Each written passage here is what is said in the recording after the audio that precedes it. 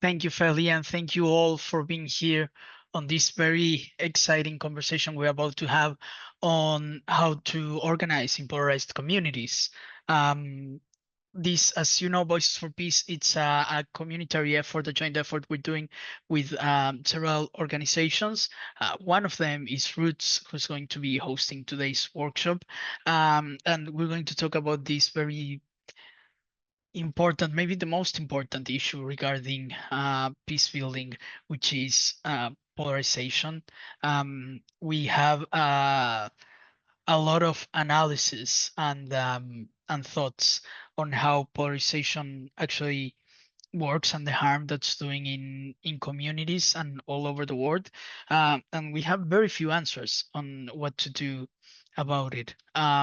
Maybe, and this is on Mateo's side, maybe we'll leave the room with more questions than answers, but hopefully they will be better questions than the ones that we have right now.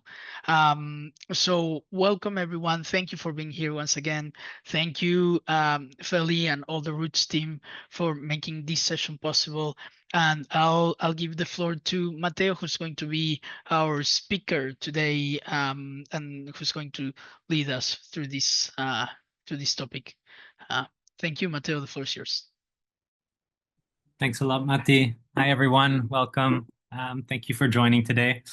Feli, yeah, if you could share the slides from now, that would be wonderful. So as Matti mentioned, yeah, we're going to be touching a very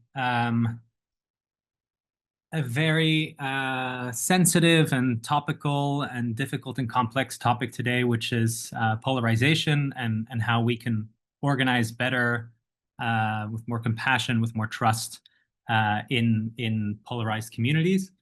Yeah,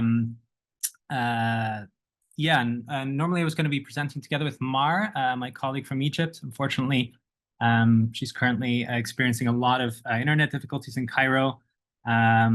So I'll be facilitating this conversation, but my colleagues from Roots are here too. If you have any questions or anything, please feel free to also use the chat. And I'll try and make this, this conversation as dynamic as possible. I want to hear from all of your experiences, and let's see how much we can get through in 2 hours. Feel free to go to the next slide, Fedi. So, as Matti mentioned, we're part of the Roots team. So Roots is an organization that works together with youth movements across the global south, focused on local organizing and climate justice. And part of our work is the Roots Lab. And you see all of our faces on the screen here who are part of the Roots Lab, which is like our capacity building part of Roots. So joining us today, we have Chris also helping out in the chat. Mar, as I mentioned, Mariam from Egypt, might hopefully be able to join us at some point if the internet permits. And then Bruno and Felisa are also here joining us. Next slide, please. So today we're gonna touch upon, first of all, what we mean when we talk about polarization, just to get us all kind of on the same page. So I'll provide a little bit of an overview of how we understand polarization. And how, of course, that impacts the work that we do as organizers and as activists. I also want to touch a bit on the kind of the roots of polarization. Also hear from you of how you experience polarization, what you think the roots are, and the catalysts that are fueling polarization in your work, in your communities. And then lastly, of course, we want to focus on the tools and the strategies to depolarize. What does that look like? What can we think about? What types of questions should we be asking ourselves, and what kind of practices over the long term can we try and work on to become better organizers in polarized communities? Next slide, please. Oh, this slide is on the wrong page. Oh, well, there you go. We went to slide 46.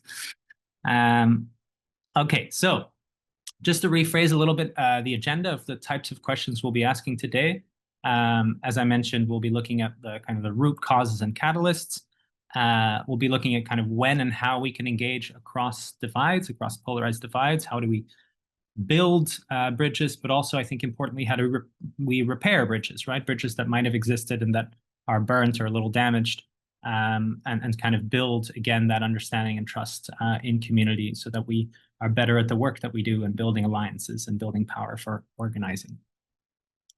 So next slide, please. So yeah, so before we jump in, part of what we're going to be doing today is work and conversations that might be triggering. It's complex.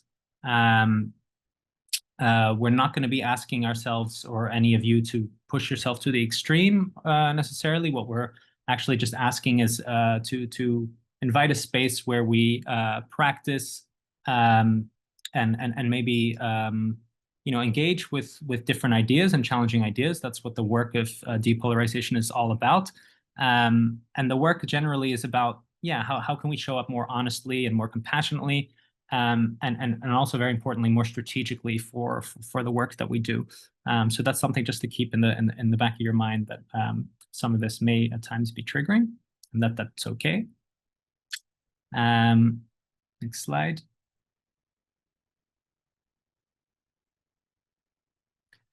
And also very importantly, and I'll mention this again and again, what we want to do in the work of depolarization is make some very clear and important distinctions that have to do with what depolarization is and isn't. So like I mentioned, depolarization can be about engaging with uncomfortable differences of opinion, but that's very different from opinions or ideologies that endorse dehumanizing beliefs, right, which are rooted in systems of oppression. So what we're not doing here is we're not engaging with ideas that directly threaten people's dignity or survival. That's not what depolarization is about, and it certainly isn't about expecting marginalized groups to find common ground with those ideas, right? If there are ideas that are calling for the erasure or the oppression of peoples or cultures, engaging with those ideas is not depolarization. It's much closer to re-traumatization, and that is not what we're doing here. And that's very important when we set the boundaries, and that is about setting healthy boundaries, and it's not about being polarizing if you don't engage with those ideas. So I want to kind of reinforce that again and again, that we want to make that distinction in the work that we do. So as I mentioned, this session particularly, we will try and simulate some lighter polarized situations, some polarization that might even exist between us, assuming, we're all climate activists and organizers here. And we will also ask you to role play a little bit at the end and maybe present a position that isn't your true position. It doesn't have to be necessarily very heavy, but it's just to be able to create a kind of discussion and try and work on some depolarizing conversations. So if there's a bit of discomfort that might come up, you're of course always welcome to step out and call your own boundaries, and that's perfectly okay. But we will just try and play a little bit with role play to try and make it engaging and to try and kind of simulate a little bit of how we can use some tools and strategies for depolarization in practice, and then talk about it together. So just wanted to flag that as well.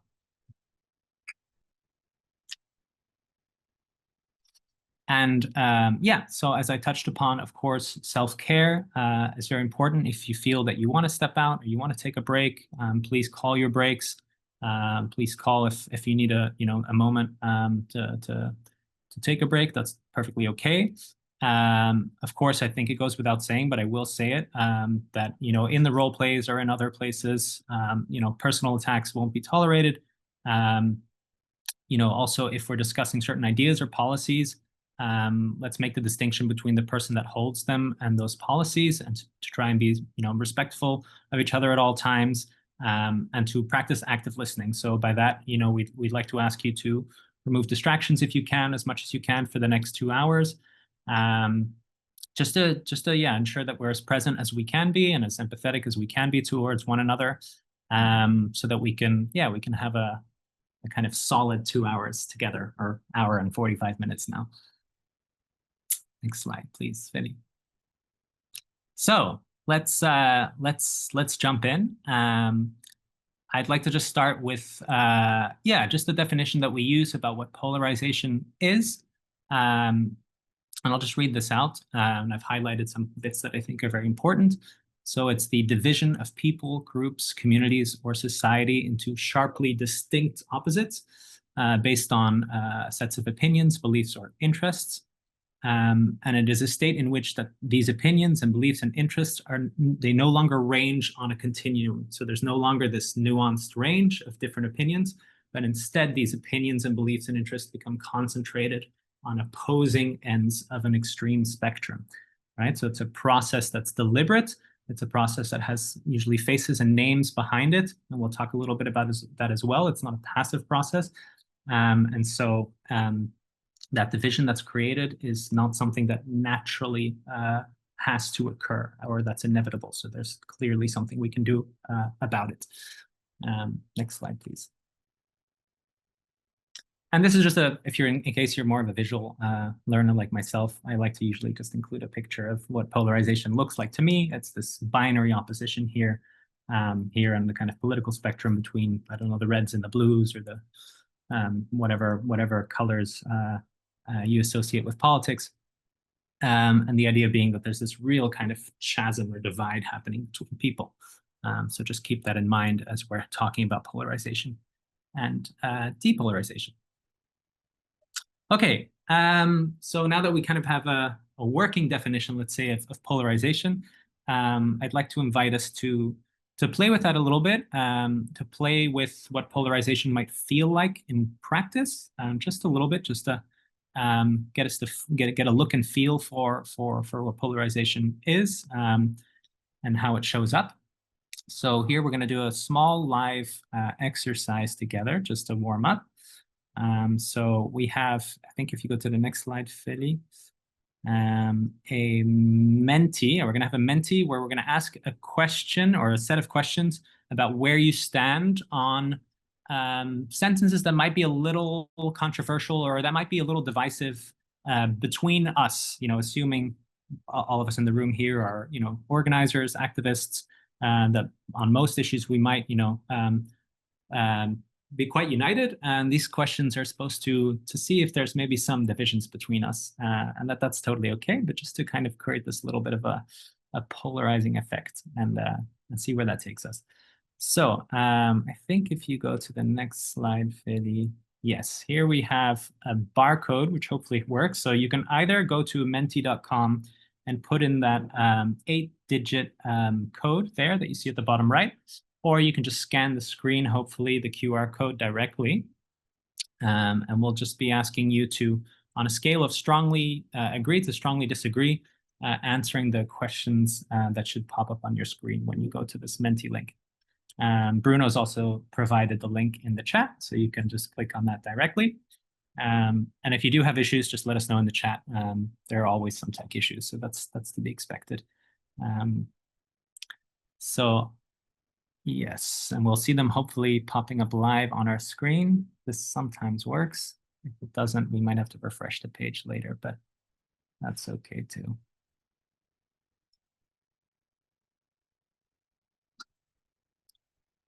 So here you see, I think, yeah, we put 5 statements up there.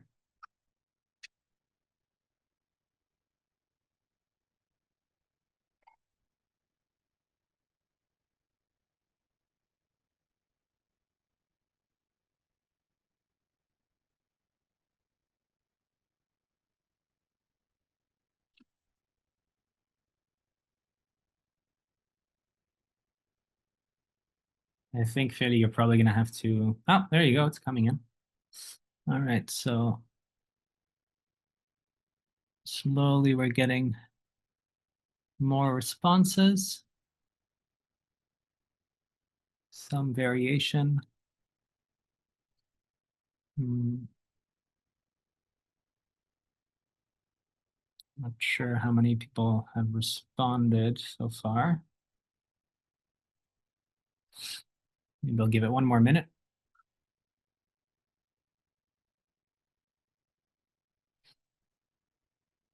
I think it say there that looks like just 4 people, so maybe we can leave give like a couple of minutes. Okay. And yeah, let us know if it's not working or if you're struggling to respond.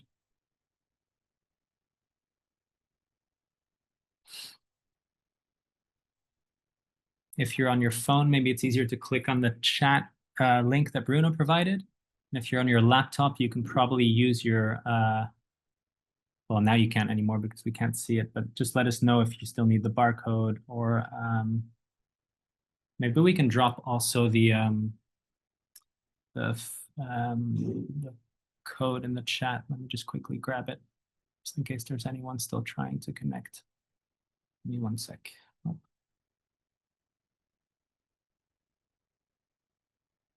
So if you're still trying to answer, you can also go to Menti, and then when it asks you for the code, you can just drop in this 8-digit code.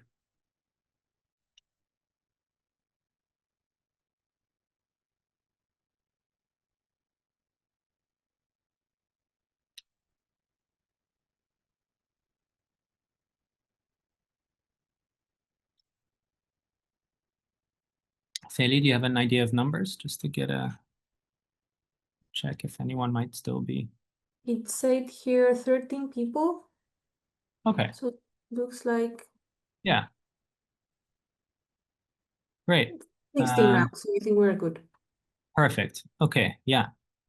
Again, this is just to get an idea. It's nice to see that there's quite a lot of spread. On most of them, people strongly disagree, but we can see, for instance, that on violence is an effective and valid tactic, that there's a few people that strongly agree. There's some more that strongly disagree. We see the same with population control as a necessary part of mitigation. There's 2 people strongly agree, and there's 8 that strongly disagree.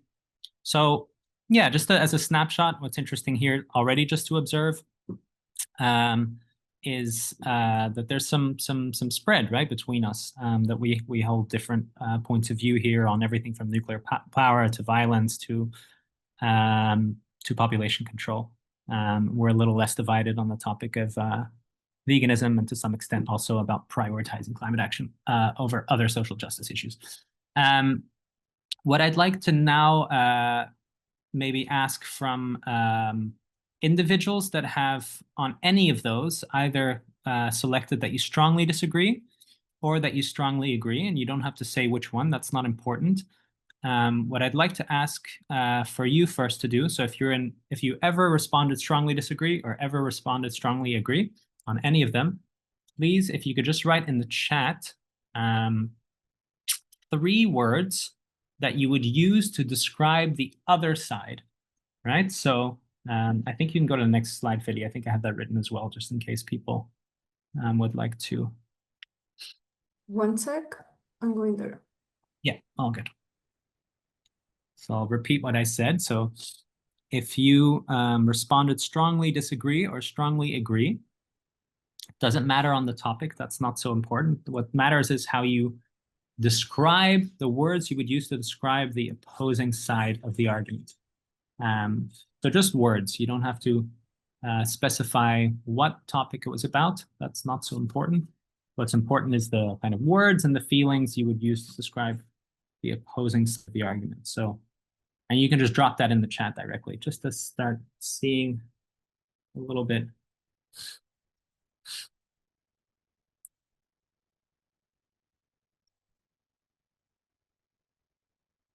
The words people would use.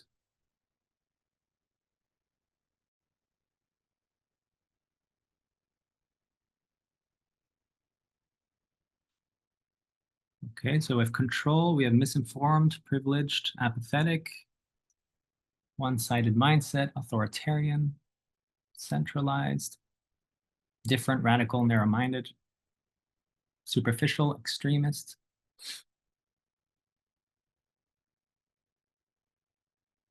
extreme, radical, intolerant,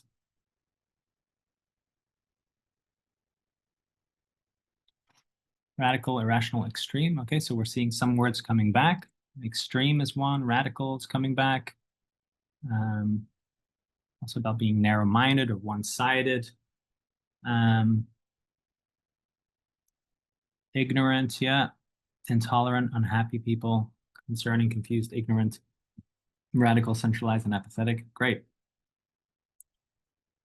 Feel free to keep them coming. So yeah, so these are all great words, and they show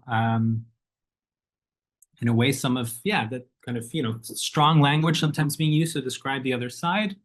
Naive coming out here as well, which sometimes might be described as language that might polarize. It doesn't mean there's anything wrong with the language being used here. It just shows that we have a strong divide here and strong opinions on these different topics within the movement here: cold, draconian, misinformed.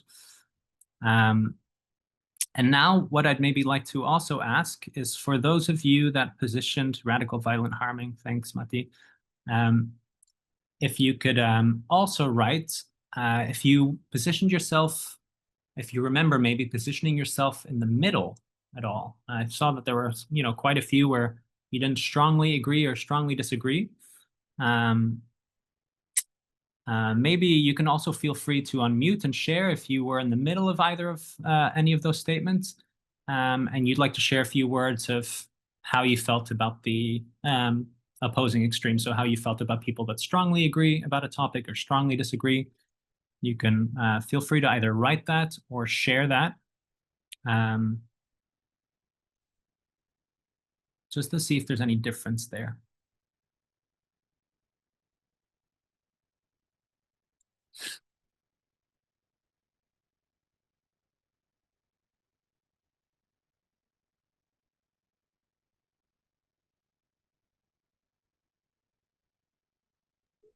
Imke, you want to share?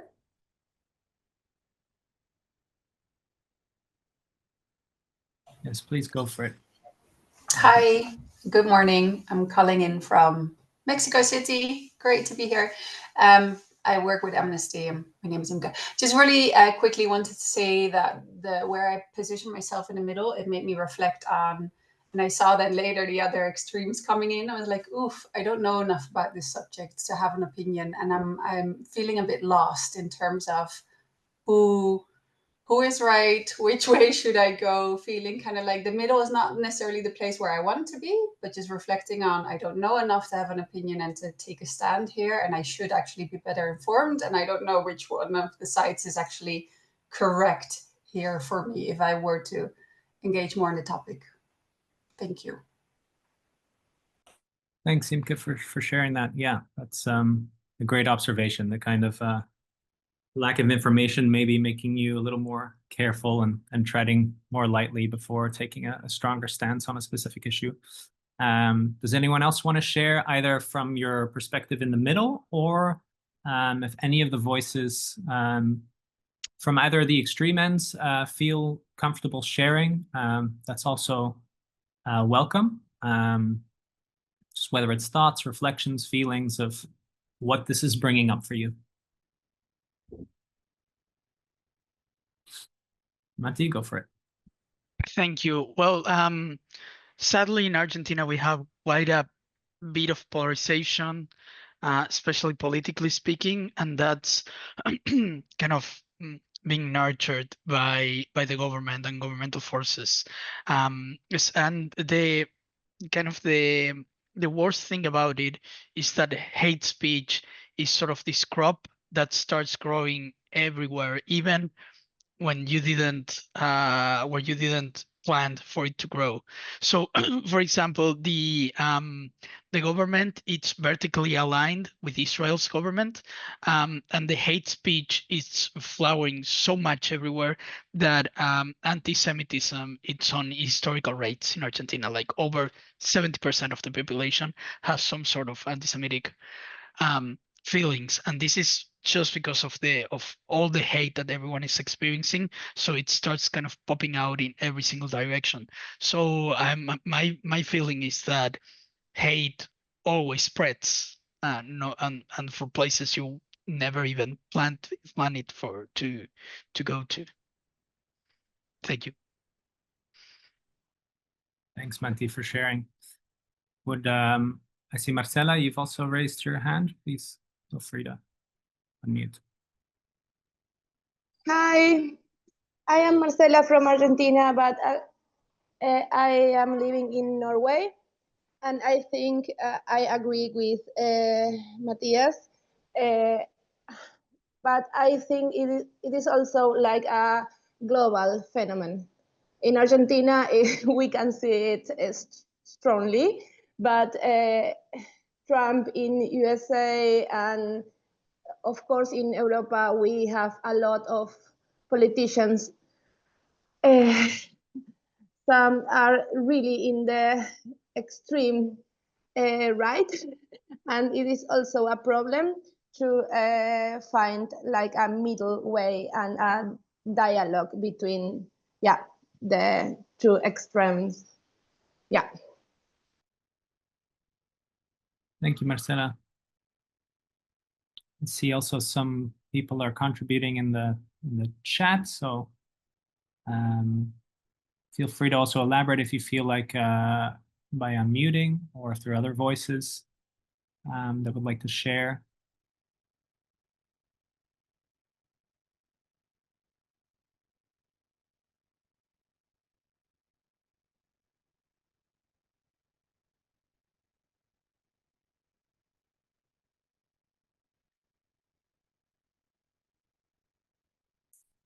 Not, I'll quickly also just, there's some interesting reflections in the chat. So for those that haven't seen it, Lucy was asking about the question of violence as resistance to climate justice. And then in principle, Lucy is against violence and would advocate for nonviolence, but she found themselves being empathetic towards those who may take that path. And there was also Boitumelo, sorry if I'm mispronouncing your name, sharing, very interestingly, about the strong wording that's being used here, right? And that there's a desire to share opinions in a polite way, but that it can still feel pretty heavy. And the question about how can we, have these conversations without the strong language, and how can we comment in a more diplomatic way?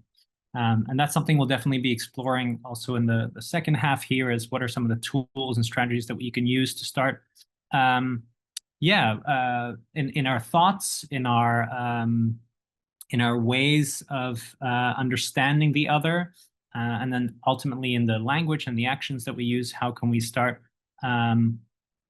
implementing a depolarizing mindset, right? How do we start kind of broadening that sense of empathy and understanding, while still staying very true to our ideological convictions and our values, right? I think the challenge here is, how do we hold space for different ideas and keep a conversation going and a relationship going, while still, being allowed to voice your opposition against ideas that you're not necessarily, accepting ideas that you disagree with, right? So that's something that we want to touch on. Is there maybe a final voice of thoughts and reflections just on this first little exercise before we take a short break? If not, what we'll do is we'll take a 5-minute break in a minute, and then what we'll do is we'll talk a little bit about some of the roots and catalysts, and that's really where I would love to hear more from you about your experiences and your understanding of polarization, and where it comes from and what's fueling it, before we go into some of the tools to challenge the polarizing situations that we're finding ourselves in. So if there are no questions for now, I think we'll take a short 5-minute break. So we'll be back at 40 past. Great. Okay. All right. So to get us back started, I'd now like to open the floor to all of you to share some of your experiences.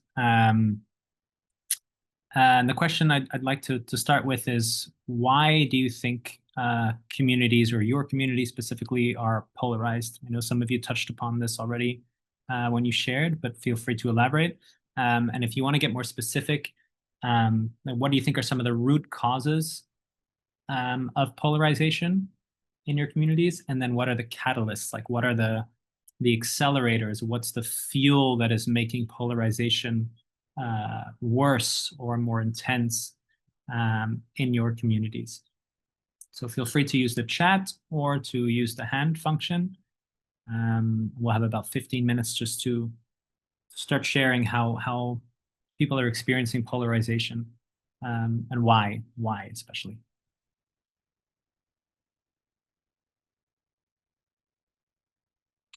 Yes, Lucy, go for it. Can I just check that I'm audible? Okay.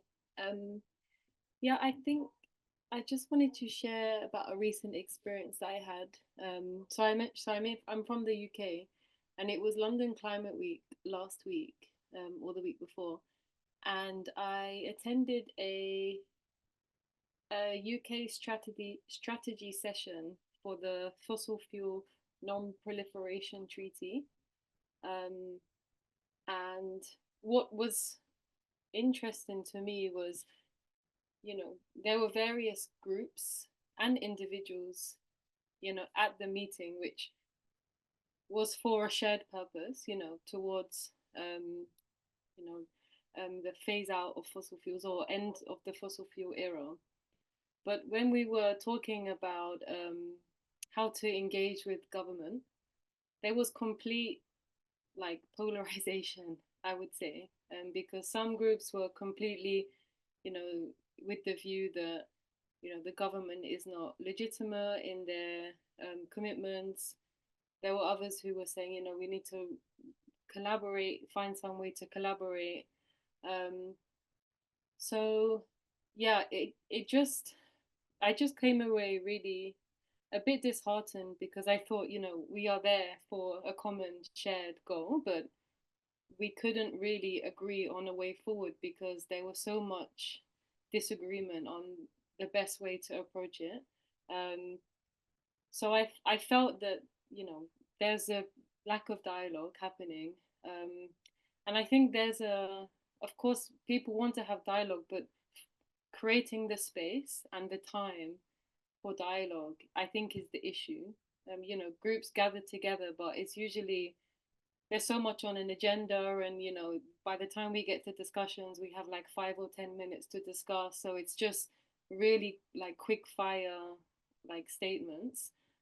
So yeah, I think that's the experience I wanted to share, which I'm kind of gone away with thinking, yeah, I want to engage, but I just don't really know how yet. But I'll kind of keep on being in that space to find opportunities for one-to-one discussions, and yeah, maybe suggest alternative dynamics or formats to meet for discussions, because it just didn't feel like we made much progress.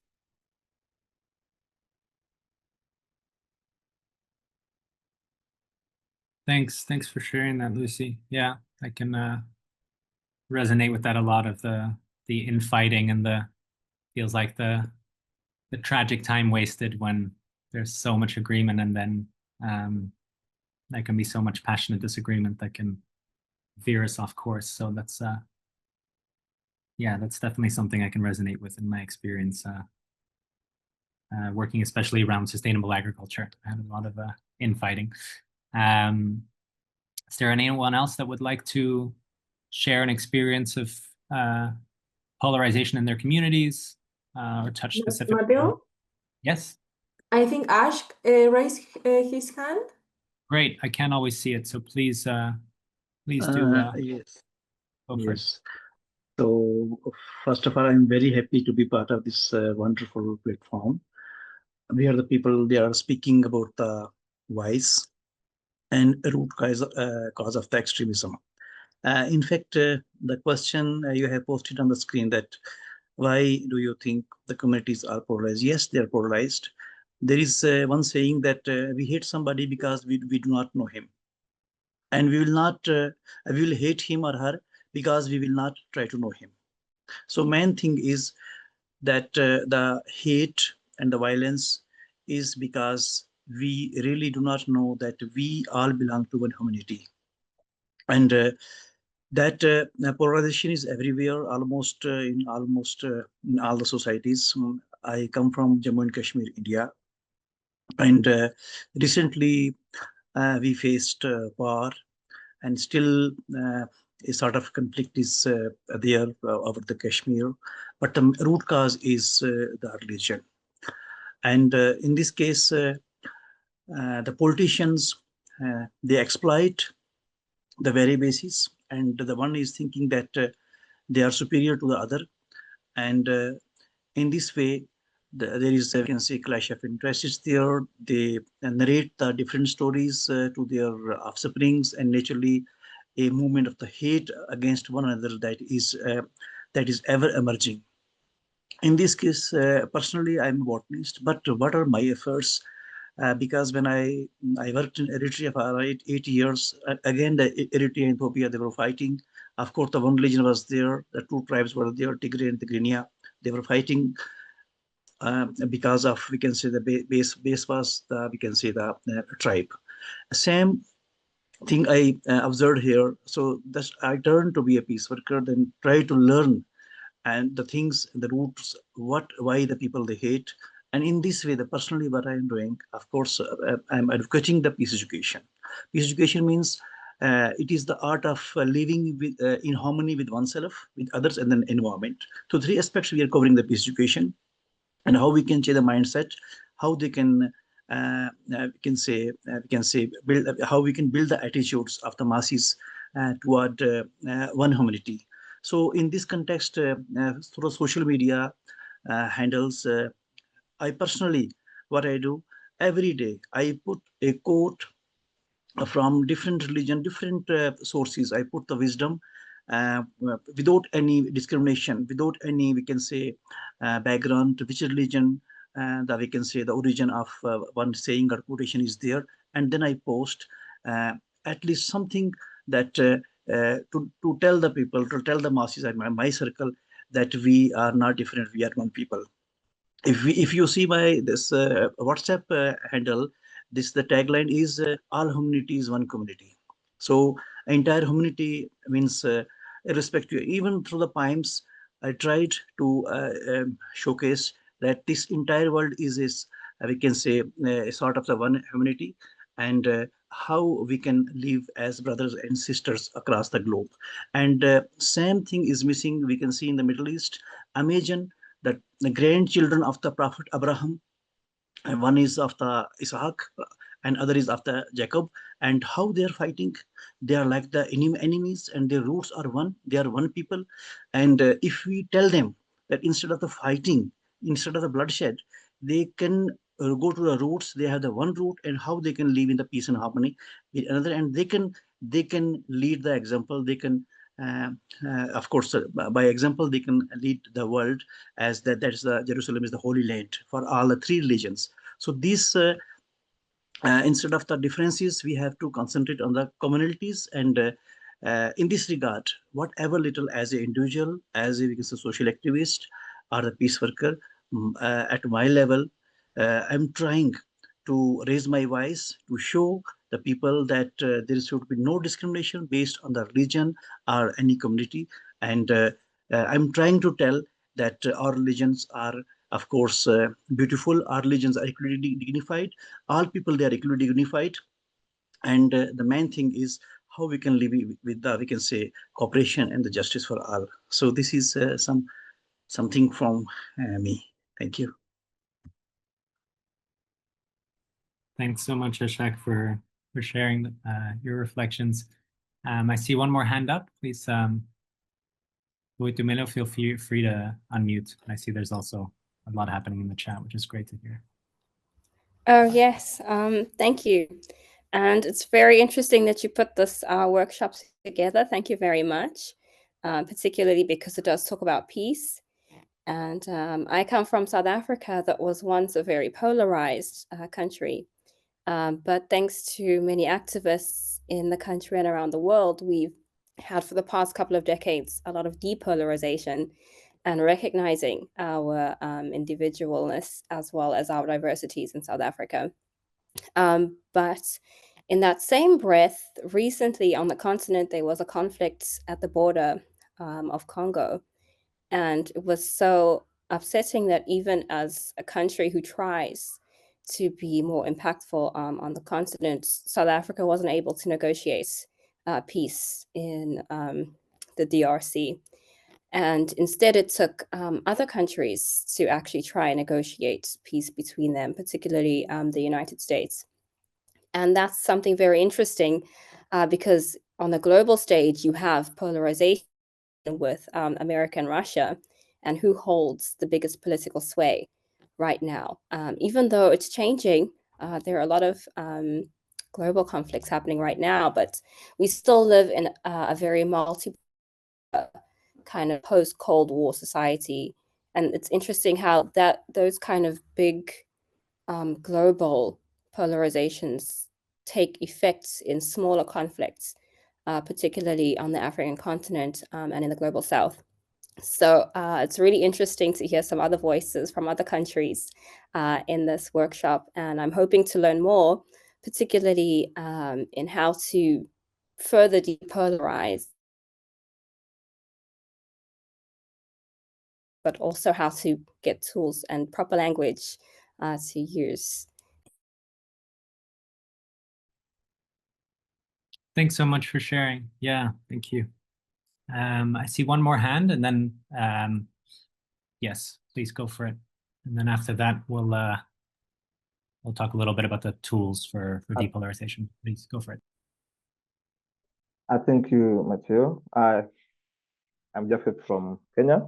So I want to talk about how the political elites in Kenya and parties have increasingly employed strategies that emphasize ideological purity.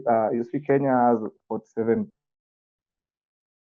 to 47 tribes, and it is very difficult during election times. Even right now, as I speak, there are protests that are ongoing on good governance, but the challenge is that while the younger generation are talking about good governance, civic engagement, issues like unemployment, the older generation are talking about tribes, and the politicians are taking advantage of this. And even right now, they are steering conversations toward tribalism. These regions are not developed, these regions are developed. And it's deepening the divide in our country because there's also the issue of religion, which is a major issue. And our current president has, instead of focusing on the issues people are talking about, he has built a church. You see, Kenya is a secular country, so most of the people are saying Christians are the problem, and this creates the political divide where we have to choose between us and them, and these trends, among others, have fostered an environment where political identity has become increasingly salient and intertwined with individuals and cultural affiliations, leading to a heightened sense of us and them is a major problem. And I understand when people are saying we need to depolarize or decolonize, but the question is how, when. I think the speaker who just spoke before me talked about something like this in the same continent. It's a major issue, and in Africa it's tribalism, in Europe it's racism, globally we have racism. So these are major issues, and I don't think even in Kenya we are talking about the root cause because we are all facing the same problems, be it systemically, be it in terms of justice, equity. We are all trapped in this system, but people don't want to be objective, or they want to be, but they don't have the necessary tools, information, or access to platforms like this where we can speak openly about our beliefs, our ideologies, and not just focus on these other identities that have been fostered. Thank you. Yeah, thank you so much for sharing that perspective on Kenya and tribalism and the role that politicians specifically also play in kind of broadening that divide. And I want to quickly touch upon a little bit of what different people said, which relates a little bit to, yes, you can go to the next slide, Fedi, to yeah, some of the parts that we've also at Roots picked up on some of the roots and the catalysts. I saw also in the chat that someone mentioned the role of social media kind of as being a catalyst for worsening these divides, right? For politicians or for other actors to spread disinformation or hate speech, and that's really amplified through the algorithms, right? These extreme voices. I also heard you all talk a little bit about stereotypes and kind of whether it's tribalism or racism, and the kind of stereotypes that algorithms and social media and politicians and other actors are reinforcing. And also, I think what was touched upon was, the kind of global powers and looking at, for example, the US and Russia, and how certain colonial narratives are also kind of root engines of polarization, right? Of creating binaries of between, historically between this idea of civilized and savages, and the justified colonial violence, and justified the erasure of peoples and cultures and communities based on rigid understandings of how people should be, and what ideas are accepted, and what races and genders should be considered superior. So it's a big melting pot, of course, of all these different roots and catalysts. And maybe just on the next slide, I'll just quickly talk a little bit about stereotypes, which I think is one important element that is a huge part of polarization and of depolarization. And just the definition that we use is that stereotypes are how outsiders will oversimplify, dismiss, kind of lump together and belittle the other, like someone that's different to you. And there are many different types of stereotypes, and we touched upon some of them, whether, Ashak, you mentioned as well, kind of the religious divides. So there might be divides between different religions or between believers and secularists. There are, of course, your political and ideological stereotypes of different groups.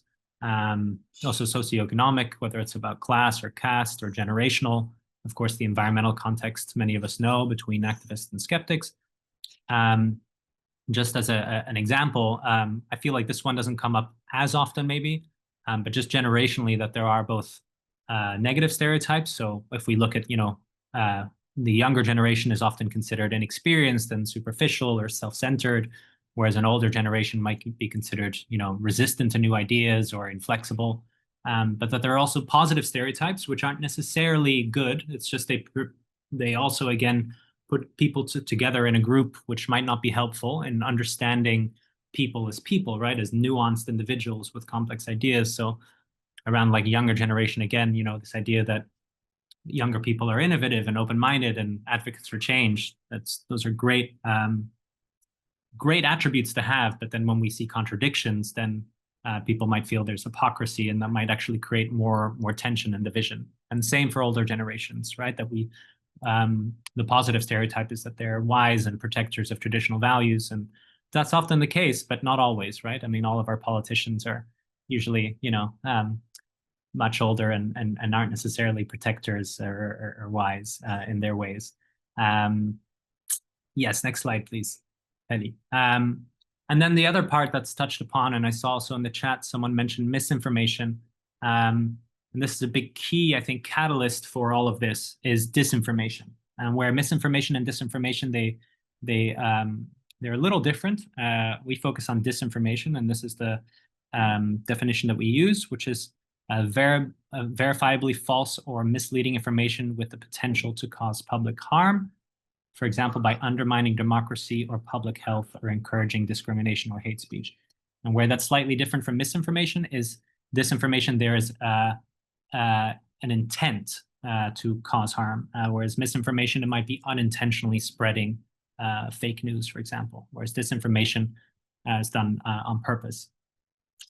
And just to give you a little bit of information on some of the super spreaders of disinformation today, there are faces and names behind it. I've put 3 here, which you might be familiar with. So 3 hugely controversial figures in public opinion: Elon Musk, Sundar Pichai from Google, and then Mark Zuckerberg from Meta, from Facebook and Instagram. And what's interesting to see is since 2024, especially, there's been a huge reversal in moderation of content, right? It wasn't never perfect, far from perfect. Facebook notoriously was very, very, very had a very poor response to the Rohingya genocide in northern Myanmar against the Rohingya Muslim minority. That was, I think, over 10 years ago now. But there's actually now been an active effort to actually get rid of fact checkers on Meta or YouTube, also loosening its moderation content guides, and of course X, formerly Twitter, famously kind of doing a big U-turn on moderating content. And that's actually led to an explosion of disinformation on all of those platforms that goes unchecked, and that's actually worsening this trend online. Next slide, please. And we also see this now, a much more recent trend in the disinformation spread via AI chatbots, right? So you're probably all familiar with some of the big ones like ChatGPT, but also Meta AI, which is the Facebook one. Then there's also Google's chatbot Gemini, which used to be called Google Bard, and then Grok, the one from Elon Musk. And these are just some quotes of some of just shows some of the inherent bias within these chatbots, which a lot of people rely on increasingly for information. And it just shows that, whether it's about British Petroleum's record, it's being very misleading on how much work some of the big oil companies are doing to combat climate change. Grok, if you've seen any of the news recently, this is just a screenshot here on the right from yesterday. But it's vile. It's pretty disgusting what it's saying. It's saying here, that Adolf Hitler is a solution to what it terms anti-white hate. So it's, just unheard of that you would think that an AI chatbot would be allowed to kind of spew this type of hate speech. And same, there was a study done across a broad array of themes with Google Bard, which was Gemini before, what Gemini used to be called. And it showed that, in 78 out of 100 cases, Gemini was producing misinformation on a broad array of themes. And when it came to climate-related narratives, in all of its 10 that were researched, it created misleading or falsehoods. So here we're seeing really that these, new chatbots are actually just reflecting the biases that already exist, right? They're created by humans with certain interests, and it's creating this this further divide. Next slide, please. And then one final little example of maybe where the online future is going. Let me just slow that down. Let me just go back, Feli. Sorry, Matteo. Good evening, and thank you for joining. That one first? Yes, let me just explain quickly before we do it. So these are just two videos that I'm going to show you. I'm just going to ask you, they're very short, they're like 8 seconds, so just imagine this is what you're scrolling through on your feed. And just to write in the chat which one you think is a deep fake, like a fake video, and which one is a real video that's made. So which one's made by AI and which one is made by humans. So yeah, you can play the yellow one first. Okay, were you able to hear the sound? Yes, I was, yeah. I hope everyone else. Perfect. Yeah. Okay.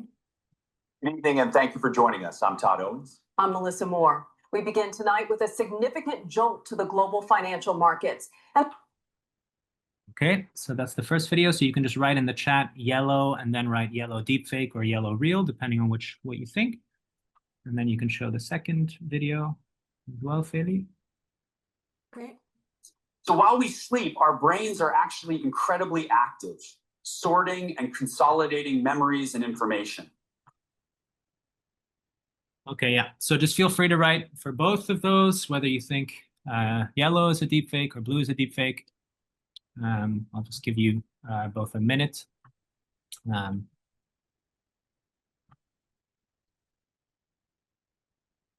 Okay, so we have some people coming in. Imka thinks yellow is deepfake and blue is real. Adinani thinks yellow is fake. So there we go, deepfake. Blue might be real, blue deepfake. Okay, so some division in the group. Jennifer can't tell. I agree with you, Jennifer. I think it's very hard to tell the difference.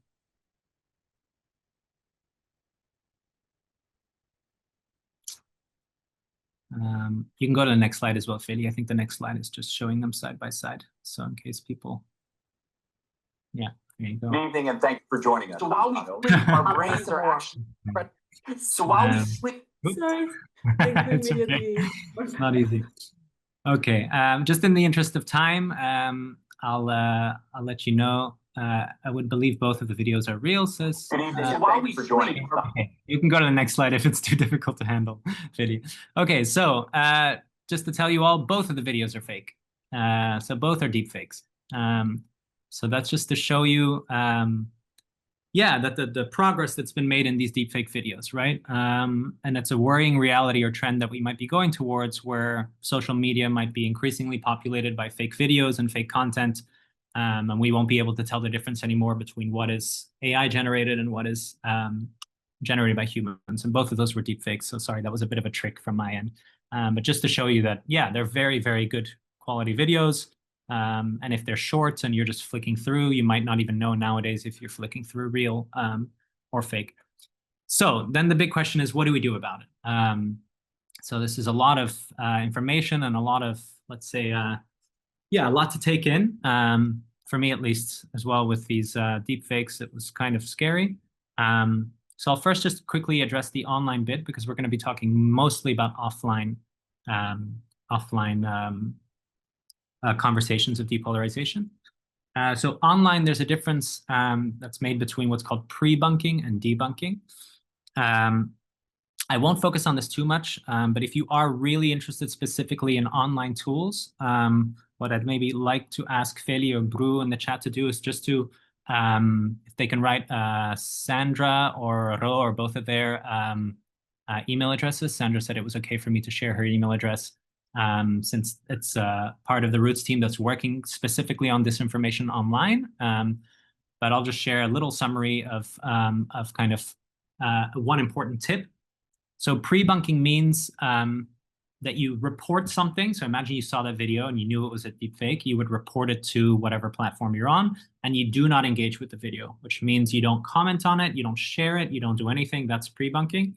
Whereas what debunking is you engage with it, even if it means like, okay, I'm engaging with it to repost this, to retweet it, to reshare it with a comment that says this is fake. What is very important to do when it comes to disinformation is to focus on pre-bunking and not debunking, because what research actually shows is even well-intentioned journalists that will debunk fake news articles. So let's say they share an article that's fake news and they write, extensively in the article about how it's fake news. What it ends up overall doing is it ends up spreading the fake news to more people and having an overall negative effect on the people that it reaches. It ends up legitimizing and mainstreaming misinformation and disinformation instead of getting rid of it, right? Instead of kind of inoculating it and preventing it from spreading. So the kind of top tip that I was, given from Sandra and Ro was focus on pre-bunking, report and do not engage, do not comment on it. Whatever you do, whatever comment you give is just feeding the algorithm and putting it on the top of people's news feeds, because it's telling the algorithm this is important, this is engaging. So just report it and don't engage with it. That's the kind of main takeaway for online disinformation. Then when it comes to offline, which we're going to focus on for the remaining hour of this call. So offline, depolarizing conversations. A lot of you have already beautifully touched on it and how you shared earlier about reaching across the divide, about realizing, that we have more in common than what divides us. So here we're really going to touch a little bit about on deep listening and about how we can stay more in relationships even through disagreement, and how we can start to really trust that as organizers, a trust in small, slow conversations is a powerful, albeit perhaps sometimes frustrating way of shifting larger systems and shifting larger conversations that need to shift in a different direction. So let's focus now on that. So here again, I'm just going to bring it now back to you, maybe just for 5 minutes, because we're a little bit behind time. And here I'd just like to open the floor again about what you think the goals are of a depolarizing conversation. So imagine yourself in an offline setting, maybe a one-on-one setting with another individual. and you're engaging in a conversation, and your objective is to depolarize the conversation. What does that mean? What are you hoping to get out of that? What do you think it's about? Feel free again to write in the chat or to share by raising your hand.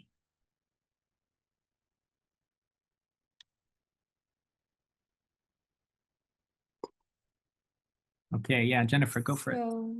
So I can think of something. I was thinking of active listening, and then also I've identified with some communities that a lot of this depolarizing conversations is identifying what fears individuals have. So I think maybe listening to what fears are existing in their minds is a way to start a conversation. Great, awesome. Thanks, Jennifer. Anyone else want to share? So we have active listening, we have identifying fears. Yes, please go ahead. Yes, the first thing is very active listening and concerned listening, and trying to analyze what is the real, what is the fake, and then picking the good things and avoiding the negative, we can say news, or we can say any items that can spread, we can say hate or hate speech. In this regard, Professor John Galton in the, we can say 1960s, he devised, who is the father of peace studies, he devised the peace journalism. And peace journalism is what basically where the people, they make the choice, where the editors, they make the choice, not to report the negative, but report what is positive. So the main thing here as activists, what we can do, that we have to avoid the negative news which can spread hate or violence in the society, and we have to pick up the good things which can create the links between the society and build the confidence. So that we should be very tricky to what to post, what to share, what to not to share. Yeah. Okay. Thank you, Ashok. I see also some comments coming in the chat, so please, yes, please keep that conversation going. In the interest of time, maybe I'll share a little bit on, some of the points that you all mentioned already, which we also have on our slide about active listening and deep listening and combating hate speech. So I'll just share a little bit here, some points that we think are important about what it's about, and also very important what it's not about, what depolarizing conversations are not about for us. So yeah, it's about curiously engaging with different opinions and new perspectives. And as I said in the beginning, that does not mean, engaging and validating dehumanizing beliefs that directly threaten, people's survival or dignity. I think a very important one to focus on as well is the second one, which is depolarizing conversations are about letting go of persuasion. So this I find personally very difficult when you get into a conversation or an argument, or you feel like you're debating someone and you're trying to convince them, I don't know, that, the climate crisis is incredibly urgent and that they need to, support a certain policy or stand behind a certain issue. And you're finding yourself, not really making any progress. And I think one of the key important parts of a depolarizing conversation is to let go of that and to realize that this conversation isn't about persuading the other person or hoping that you're going to change their core attitudes or beliefs. And what it is instead about is about building relationships and making room for common ground, right? So it's not about being right or wrong or winning or losing. It's about, like I'm seeing in the chat here, active listening, empathy. And what that looks like is, okay, like acknowledge that there are differences, make room for that, and build understanding, and letting the person across from you feel that they're feeling heard. Whether it's about the specific fear that you mentioned, Jennifer, like what is this fear? Where is this coming from? What are the underlying values behind that fear? And kind of sitting with that. And ironically, that becomes your tool of persuasion because you humanize the other person. They feel humanized and seen, and there's this process of humanization instead of this, demonization and dehumanization. And it's also not about conflict avoidance, right? It's about like learning to sit with that discomfort within, respected boundaries, of course. So yes, next slide, please. So some of the tools that I'd like to talk a little bit about before we practice a little bit. Sometimes we talk about, or I talked earlier about a depolarizing mindset, and you know, a lot of you have talked about this already in the chat, and what that looks like and feels like. And one thing that I wanted to focus on specifically or come back to was this idea of stereotypes, which came up a few times, whether it's through tribalism or religious differences or ideological differences. And I think one of the key components of a depolarizing mindset is to commit to an active practice of countering your own stereotypes. Next slide, please. So here's a lot of text, so I'll try and go through it quickly, but what does that mean to have a mindset that counters stereotypes? I think the first is to recognize that every individual contains multitudes. What that means, and I think that's one of the reasons I wanted to do that exercise at the beginning, is, you know, we're a group of, I'm assuming in some respects, fairly like-minded individuals when it comes to certain topics, but we saw that there's still a lot of variation and nuance in the way we understand different issues. And maybe what's good to do is to remind yourself that, you know, the climate skeptic or the person across the political divide from you also has all of that nuance, that they're more varied than the stereotype that you might, you know, subconsciously or consciously hold of them. That their views and motivations are more complicated than you might be hearing. And that also their life experiences that have shaped these views are, you know, quite logically, but very different from your own, that they come from a very different place. So that's that, you know, whole process, which we talked about building empathy of like, okay, why does this person believe what they believe, right? And to start really being curious about why that's the case. And another way of doing that is to dive and engage deeper. If you have the time and the patience, you know, whether it's through podcasts or articles, like a respected figure on, let's say, the political right. Like, what would it mean to read their works or to listen to their podcast and to really try and engage with their arguments instead of the kind of sound bites we might get on Instagram? And what would it mean to develop relationships with people who really differ from you politically? You know, maybe you already have that in your family or your close friendships, right? And how do you maintain those relationships? And those relationships will then tend to undermine stereotypes, right? You might know that your brother or your sister or a close friend of yours, that they are more than just that one idea. And if you have a lot of time on your hands, you know, maybe go into the current strands of thought, the history behind certain philosophies and ideas. Yeah. And then the second one I'd say is to commit to making depolarizing distinctions. And what I mean by that is a few things. The first is a nice little practice, which I saw someone shared in the beginning as well, is like this kind of like politeness almost of imagining they're in the room. So what I mean by that is, let's say you are, you know, in a room of climate activists and you're talking about the political right or supporters of the political right or people that voted for, I don't know, Bolsonaro, or that voted for Donald Trump, or that voted for Duterte, or whoever it might be. And imagine a person like that is in the room. How would you talk differently about that? How would you give them certain benefits of the doubt? How would you frame your language and your posture differently than when they're not in the room? And I think it can be an interesting exercise just to see how you start to give them a little bit more lenience, a little bit more room than you might otherwise do, right? And just to see how that shapes the way you think and act and behave when you're talking about people across the political or ideological or religious divides. The second one is that people are not the policies that they vote on or that they believe in.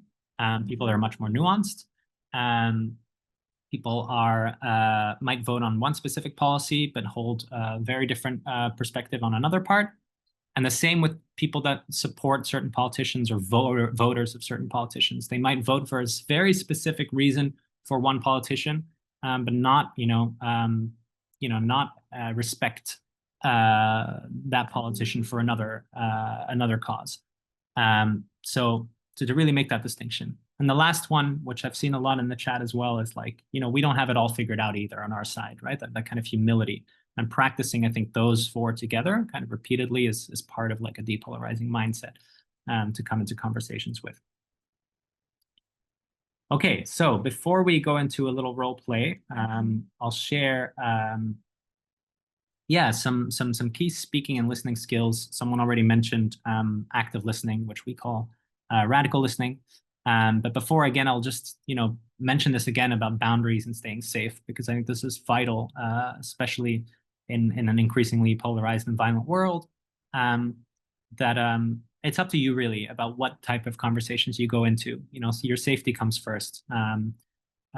Which is really something that seems very relevant these days to mention, that there's no guarantee, that a conversation might feel safe. And so when you have this conversation, where matters, whom you're with, and then, respect your limits, right? Like give yourself permission to walk away from a conversation if it's too much. That's not polarizing. If you feel that your dignity or your life is in danger, that's not something that you want to clearly mess with. And that boundaries are not barriers, right? Just because you're putting up boundaries, healthy boundaries, that's actually a respect to yourself and your values. It's not something that's stopping you from being depolarizing. And that no matter, what different values or opinions you're engaging with, to stay grounded in your own, right? And that you can still be true to your own values while defending another individual to hold other beliefs. And we have more information. We can send you the Alaska Humanities Forum. There's a great summary of that. So radical listening, some of you called it active listening. Yeah, this is I don't know who I'm paraphrasing this quote from here in the middle, but I love this idea that attention is the most valuable currency of our time, right? So deep listening or radical listening is all about, can you give someone your undivided attention? And what does that mean? And what does that look like? And I think, honestly, that's one of the biggest gifts you can give someone, is your undivided attention. And I think that also comes from this idea, and this is a quote I took from the Alaska Humanities Forum, that we often aren't listening at all. We're just waiting for our turn to talk, right? So, that feeling when you're kind of just nodding along and you're not really listening anymore, and you're already kind of just structuring your counter argument.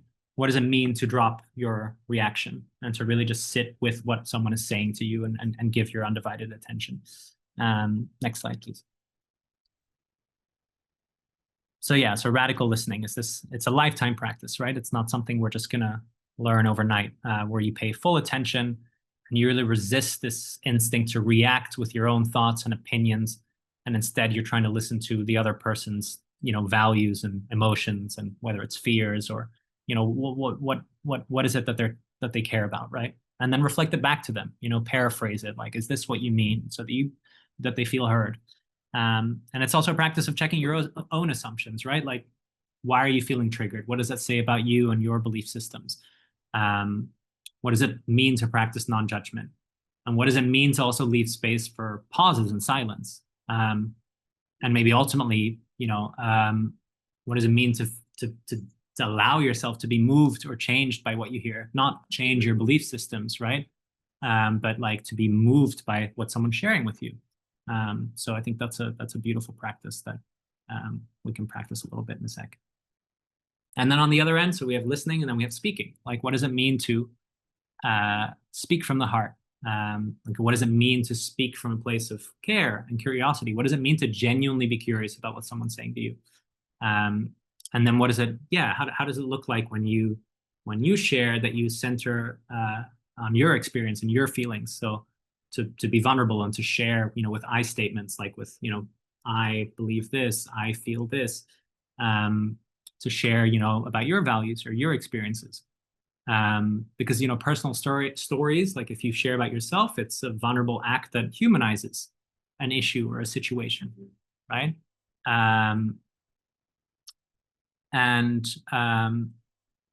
Then another way you can do that is by mentioning an area of similarity or agreement, right? Might not agree on everything, but you might share a certain part of what they're sharing, maybe a personal story that relates to a personal story. And then if there is disagreement, which there likely is, to first follow again with acknowledging their feelings. Like, I hear you, I understand that this is frustrating for you, et cetera, et cetera.